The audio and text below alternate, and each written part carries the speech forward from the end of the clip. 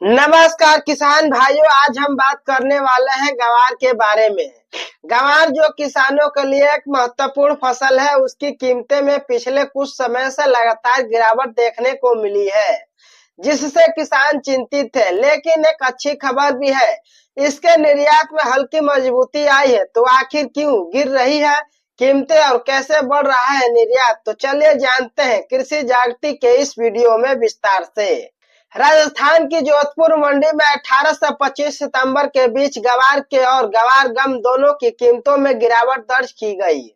18 सितंबर को गवार बीज का औसत भाव 4,750 रुपए प्रति कुंटल था, जो 25 सितंबर को घटकर 4,700 रुपए प्रति कुंटल रह गया।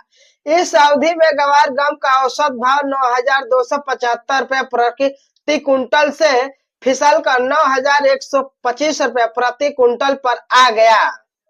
गवार बीज और गवार गम के बाजार में हाल के महीनों में लगातार गिरावट दर्ज की गई है।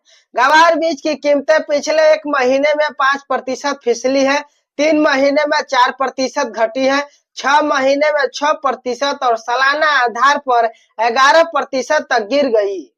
इसी तरह गवार गम के इस रुझान से अछूता नहीं रहा। गवार गम की कीमतों में एक महीने में 4%, 3 महीने में 5%, 6 महीने में 12% और साल दर साल 18% की गिरावट आई है। राजस्थान और हरियाणा की मंडियों में आवक भी घट रही है। राजस्थान में गवार गम की आवक 1,402 क्विंटल से घटकर 1,338 क्विंटल पर आ गई, जबकि हरियाणा में यह 1,265 क्विंटल से घटकर 1,140 क्विंटल रही। इसके बावजूद निर्यात के मोर्चों पर हल्की मजबूती बनी हुई है। अक्टूबर 2024 से अगस्त 2025 की अवधि में गवार के निर्यात में पिछले साल की इसी अवधि की तुलना में 4% वृद्धि दर्ज की गई। गवार गम के निर्यात में भी 4% का सुधार हुआ।